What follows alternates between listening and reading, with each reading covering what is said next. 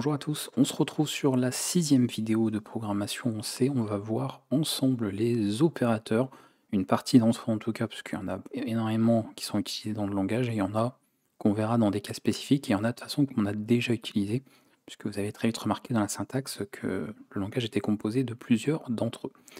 On va passer sur le code ici, je vous ai noté ce qu'on va voir finalement cette vidéo, que je vais vous expliquer en tout cas dans les grandes lignes, en particulier vraiment ce qu'on va retrouver le plus, c'est-à-dire cela. Ça c'est quand même un cas un peu plus à part, et ça c'est pour des usages bien précis, donc on va aller voir au fur et à mesure des épisodes prochains. Donc il y en a qu'on a même déjà vu d'ailleurs, ce que vous les remarquez un petit peu ici.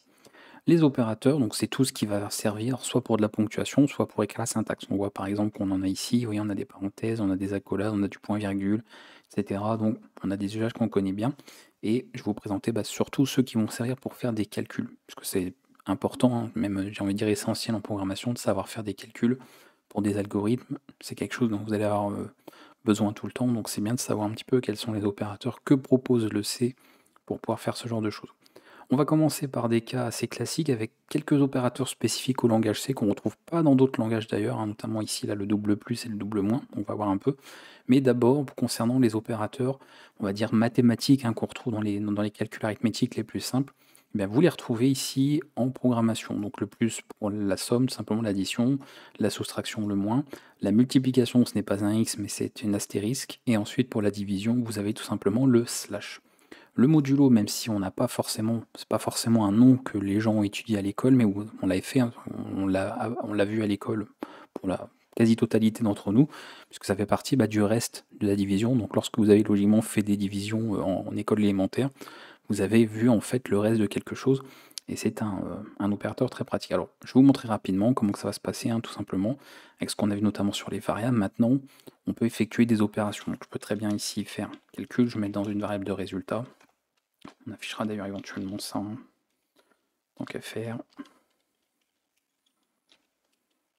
histoire qu'on ait directement notre calcul ici, et on va pouvoir effectuer ce dernier. Vous voyez d'ailleurs, petit opérateur d'affectation, je reviendrai dessus, puisqu'il fait partie de cela, et on a vu celui-ci, avec les variables notamment, et en fait, vous voyez qu'il y en a beaucoup, donc on va pouvoir en parler brièvement aussi. Ici, vous allez pouvoir écrire une expression. D'ailleurs, on pourrait même utiliser des parenthèses, on va voir pour notamment changer la priorité des opérateurs, mais vous pouvez écrire un simple calcul, donc comme avant on voyait juste des valeurs, on notait telles quelles, donc on notait genre de valeur, on va compiler ici, je fais ça et on avait finalement un affichage de variables comme on l'a vu dans les épisodes précédents, mais je peux bien sûr effectuer un calcul. Je pourrais même d'ailleurs l'afficher là, c'est-à-dire je pourrais très bien, même sans passer par une variable, bien sûr, faire un calcul directement ici, ça va de soi, puisque ceci est un entier, donc le spécificateur de conversion qu'on avait vu pour printf serait totalement compatible pour ça. Mais nous on va passer par une variable, ce sera plus lisible pour vous en tout cas sur la vidéo. Donc je peux faire mon calcul, je vais utiliser par exemple ici le plus pour faire une addition, et automatiquement, vous voyez, je peux faire des calculs très simples.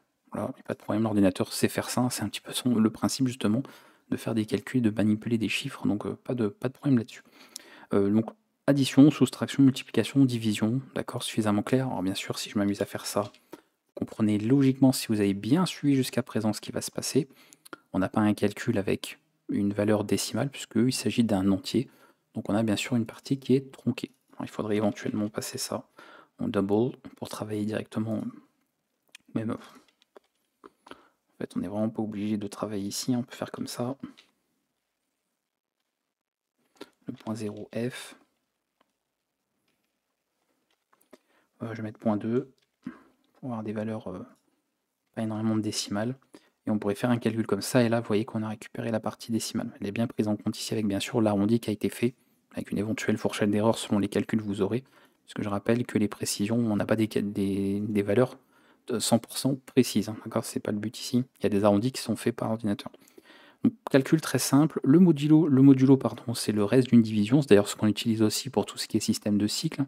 Si on prend par exemple dans une minute nous avons 60 secondes, et bien en fait nous avons un modulo 60, d'accord, pour à partir de 60 secondes obtenir une minute, à partir de 60 minutes obtenir une heure. Pour une semaine vous avez un modulo 7, puisqu'on a 7 jours dans une semaine. Donc vous voyez, c'est quelque chose qu'on utilise en fait au quotidien sans s'en rendre compte, et sans forcément devoir lui donner un nom. Voilà, mais le modulo c'est ça. Donc bien sûr, 5 divisé par 2, si je reviens sur un entier cette fois-ci, on aurait un calcul, d'accord, ici entier, comme je l'avais montré tout à l'heure, pas de problème. Et si je transforme ça en un modulo, on aura tout simplement le reste de cette division euclidienne. Et donc ici on a le 1, puisqu'il faut 5 divisé par 2, ça fait 2 fois 2, 4, et il faut bien rajouter 1 pour aller à 5. Pas de problème là-dessus. Très simple, ok, pour la majorité de ceux-là. On a par contre des petites particularités. J'insiste que vous programmez peut-être dans un autre langage et il est possible que sur le langage que vous utilisez déjà, vous n'ayez pas justement ces opérateurs-là, qui sont des opérateurs d'incrémentation et de décrémentation un peu particuliers. D'accord? Donc ça fait partie de certaines choses qu'on peut faire. On va le voir ici, pour voir un petit peu ce qui se passe, parce qu'il y a évidemment des choses qui peuvent changer ici. Je vais partir sur une valeur de départ, ici 5. Ok, donc ici, je vais juste appeler ça valeur, ou alors je peux mettre n même, hein. On va mettre comme ça. Je ne l'ai pas utilisé ça. C'est parce que j'ai pas renommé le nom, oui, possible. Hop. Voilà, donc n, 5, pas de problème. Et je vais utiliser l'opérateur d'incrémentation. Quand on parle d'incrémentation, on dit simplement ajouter 1, c'est pour ça que c'est un opérateur arithmétique, à la valeur que l'on avait déjà. Et la décrémentation, celui-ci, eh bien c'est l'inverse, c'est de soustraire 1. Donc si je fais comme ceci un n++, par exemple, vous voyez, je le mets ici par exemple après la valeur, eh bien je vais obtenir la valeur incrémentée de 1, c'est-à-dire 6. On a également, cet opérateur est particulier, je peux vous montrer pour le moins, vous avez compris, hein, je pense que ça c'est clair, mais ça, voilà, pour ceux qui auraient un peu de doute, voilà, voir comment ça marche. On a une particularité avec cet opérateur, il va falloir que j'insiste un peu là-dessus, sur la priorité, donc je vais revenir sur la priorité des opérateurs en fin de vidéo, on terminera éventuellement avec ça, mais ici entre deux cas particuliers, que sont la pré-incrémentation et la post-incrémentation. Parce que cet opérateur peut être placé en tant que préfixe ou en tant que suffixe, par rapport à l'opérande que vous avez, donc la valeur unaire, parce que c'est un opérateur unaire. Donc si je fais ça, d'accord, alors déjà ici, c'est une post-incrémentation, et si je fais ceci, c'est une pré-incrémentation. On a en fait différents temps. Là, en fait, on fournit A, d'accord, la valeur qu'il y a, et ensuite on fait l'incrémentation. Donc si on devait par exemple faire un affichage, je peux le montrer ici, partir sur N, je fais un petit affichage juste là, de celui-ci, je rajoute rien du tout. Voilà, comme là. Donc là, je reviens, parce que c'est bien de pas aller trop vite non plus, de montrer chaque chose par étape. On a 5, d'accord. Et ici, je décide d'afficher plus n. Oui, directement, je le fais dans le printf. On a bien la valeur 6, ce à quoi on s'attendait. Tout à l'heure, quand on a fait, rappelez-vous, le n++ ici, on a bien vu qu'à l'affichage, ça donnait la valeur incrémentée, donc pas surpris. Le problème non, parce que c'est un fonctionnement normal, mais si je veux afficher ceci, on pourrait penser, parce qu'après tout c'est un opérateur d'incrémentation, qu'effectivement on va afficher la valeur de 5 incrémentée de 1, puisque c'est ce qu'on a dit jusqu'à présent.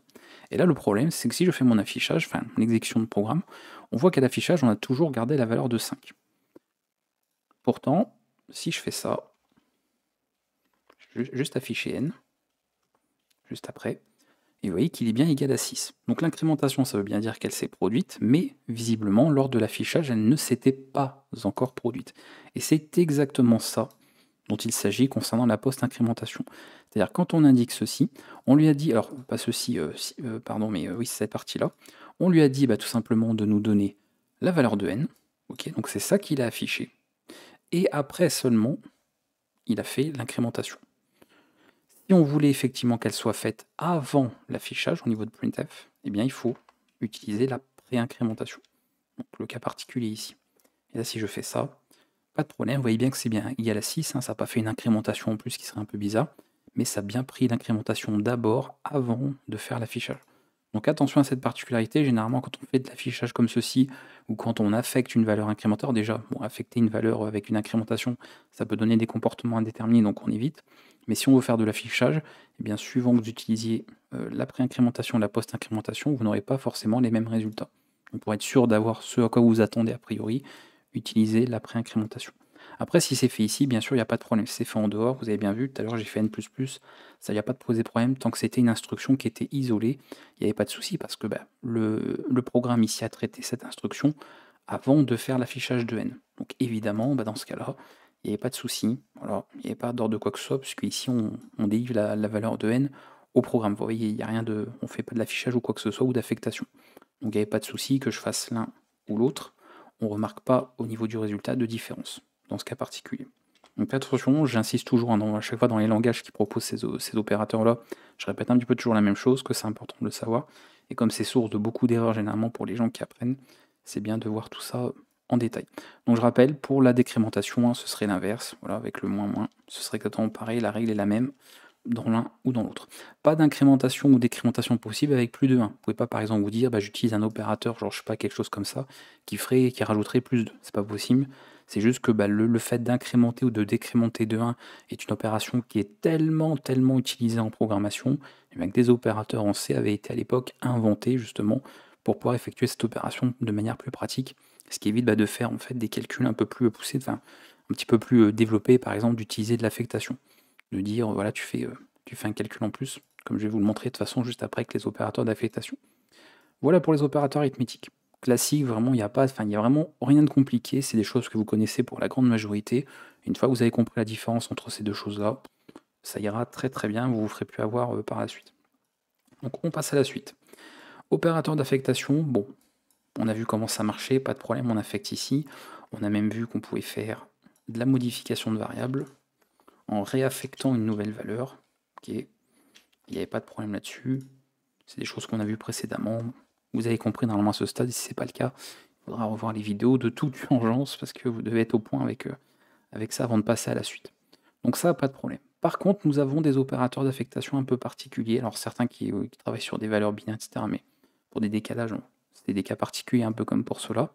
Mais ces derniers vont être, alors surtout ceux-là, vont des cas particuliers et vont pas mal vous servir. Ce sont des notations en fait raccourcies. Il se passe le calcul qu'on a et l'affectation. Et vous voyez que ça suit un certain ordre aussi. C'est-à-dire que ça va faire le calcul en priorité. Donc par exemple ici une somme, ici une soustraction, différence, multiplication, etc.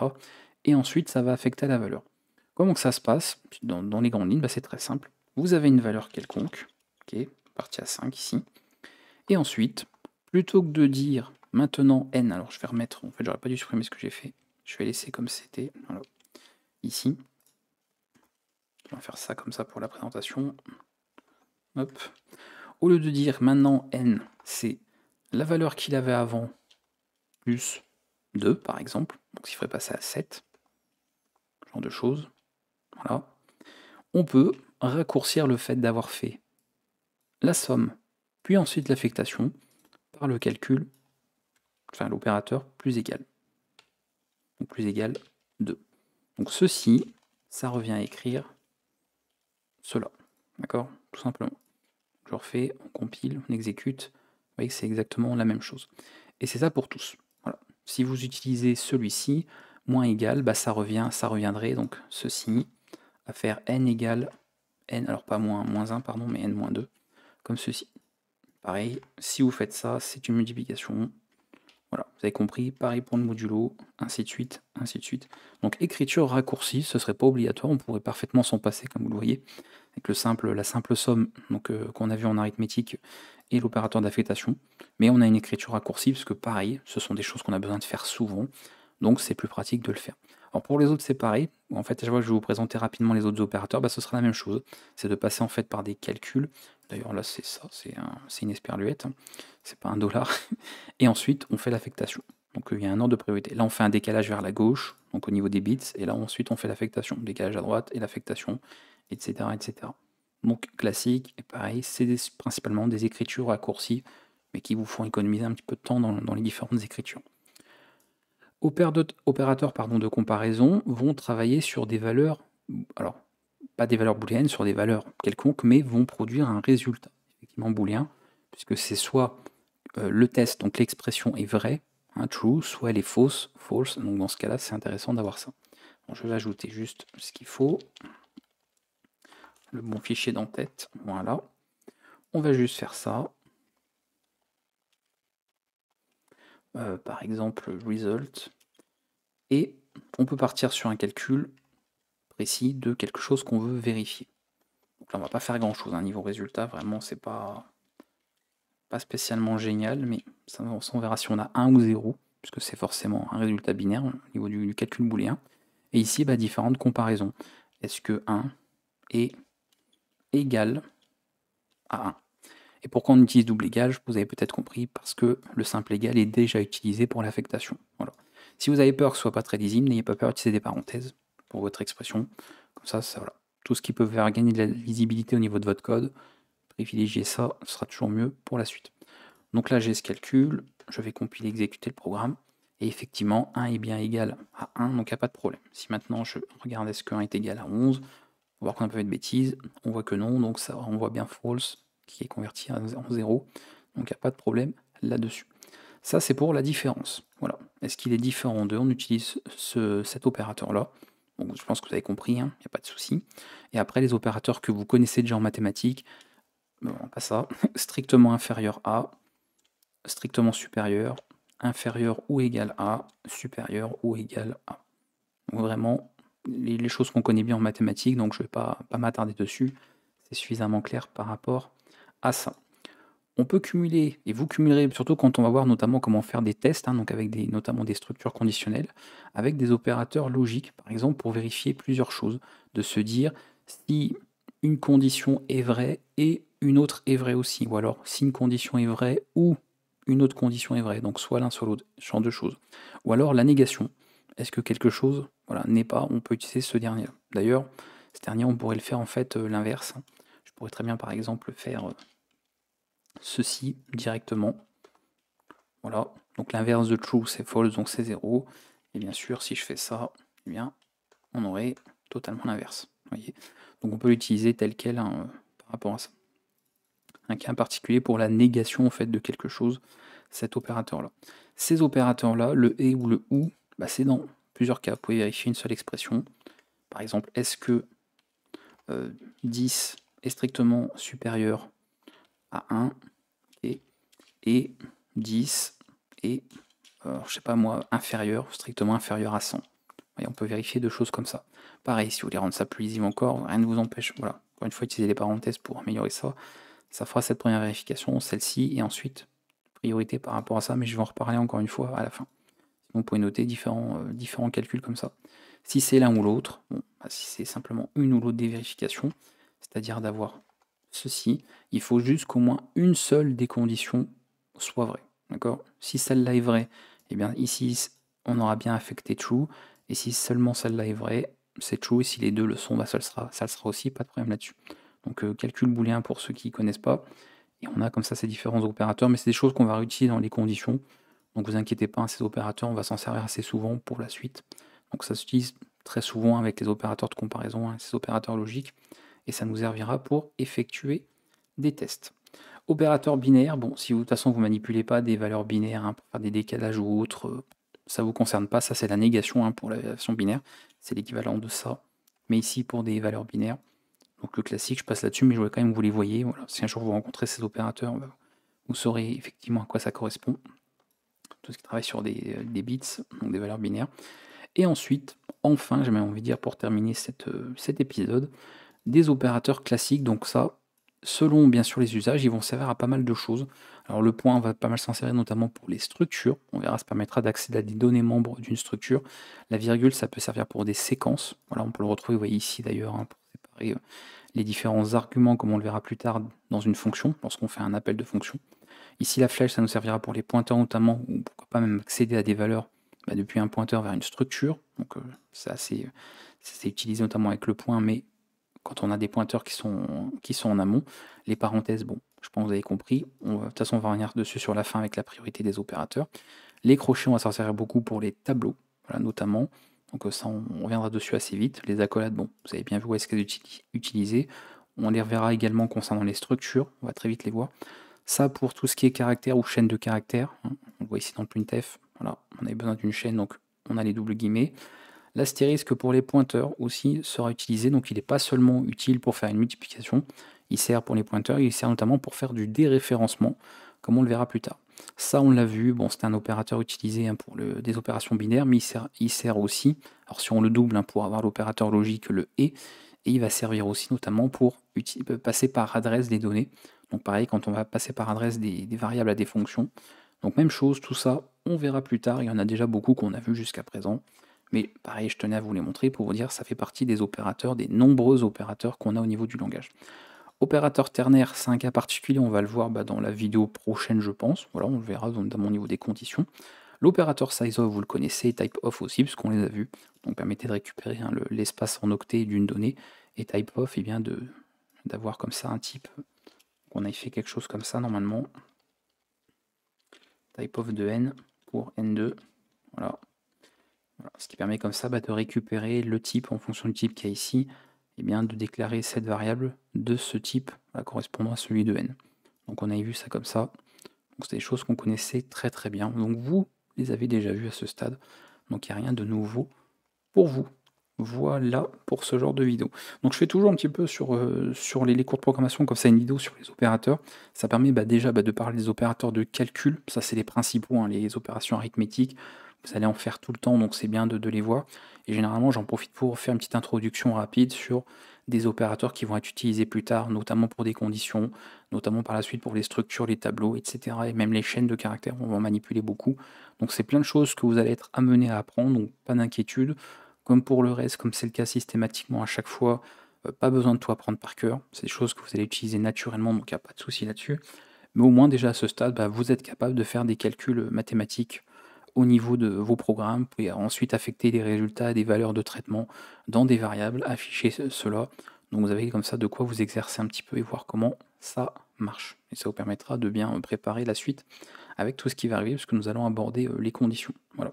Alors d'ailleurs, pour ceux qui avaient écouté les vidéos précédentes, les épisodes précédents jusqu'à la fin, j'avais dit qu'après la vidéo sur l'épisode sur l'affichage de texte, on allait parler de lecture de données, et en fait, bon, il se trouve qu'il y a pas mal de choses qui sont pas encore vues à ce stade, donc c'est toujours prévu, bien sûr, mais c'est une vidéo qui arrive un peu plus tard dans le cours, donc pas d'inquiétude, on a juste décalé un petit peu ça par rapport à ce qu'il y a, parce que vous avez besoin de connaître certaines notions du langage et même de la programmation tout court, avant d'aborder ce qui est lecture de données en C, là où c'était vu beaucoup plus rapidement, par exemple sur le cours Python, pour ceux qui ont suivi ce dernier. Avant de terminer cet épisode, quelques captures d'écran rapides du code source de Linux pour vous montrer des opérateurs. Rien de compliqué, ce qu'on a déjà vu précédemment, et maintenant vous voyez un petit peu. Mais vous voyez ici donc petit exemple de fichier. Vous voyez, on retrouve ici une vérification avec un opérateur de négation, la fameux opérateur flèche qu'on verra plus tard, le petit et commercial, donc on retrouve ici un peu partout. Bon, après, les parenthèses, les accolades, bien sûr, c'est pas nouveau. Donc vous voyez qu'il y a pas mal cet opérateur flèche, voilà, en forme de flèche qu'on va voir par la suite, que vous ne connaissez pas forcément à ce stade. Qu'est-ce qu'on a d'autre? On sait aussi voilà, le point virgule qui est utilisé ici. Ici, on a une affectation. Donc vous ne savez pas ce que c'est à ce stade, normalement, ce type de syntaxe, mais vous savez qu'a priori, s'il y a un égal ici, c'est qu'il s'agit d'une affectation. Là, on a une vérification qui est faite, un test. Là, on a une incrémentation, donc le i++. Là, on a un décalage de bits vers la droite. Qu'est-ce qu'on retrouve d'autre? Ici, on a une petite addition. Voilà, ça vous donne un petit peu ici une vérification d'égalité, donc opérateur d'égalité. Bref, maintenant à ce stade, vous êtes capable de lire, en tout cas d'identifier ces différents opérateurs. Et deuxième et dernière capture d'écran, donc là on a à nouveau les petites astérisques, donc on verra un peu plus tard, le fameux commercial, hein, l'esperluette ici, à nouveau la flèche, encore la négation, un strictement inférieur, du égal, des parenthèses, etc. Ici on a des opérations, vous voyez, arithmétiques et d'affectation, donc le fameux plus égal et le moins égal, voilà, encore affectation, ainsi de suite. Là on voit, je vous avais dit pour les structures qui auraient ces accolades, donc vous voyez qu'on les retrouve ici, le égal aussi, encore l'astérisque. Bref, donc vous voyez un petit peu. Donc c'est des choses que vous ne pouviez pas expliquer ou comprendre, en tout cas savoir le définir. Mais maintenant, à ce stade du cours, vous êtes capable de savoir ce que sont ces opérateurs et à quoi ils peuvent servir dans les grandes lignes, en tout cas pour la majeure partie d'entre eux, sachant que le reste se sera vu pour la suite. On va s'arrêter là, je vous dis à bientôt pour la suite, hein, pas besoin d'en dire plus, on a fait le tour du sujet. Je vous retrouve pour la prochaine vidéo, on va voir comment faire des conditions, comment faire des boucles. Ce sont deux autres notions très importantes qu'on retrouve en programmation. Donc on ne va évidemment pas passer outre au niveau du langage C sur ces différentes étapes. A bientôt.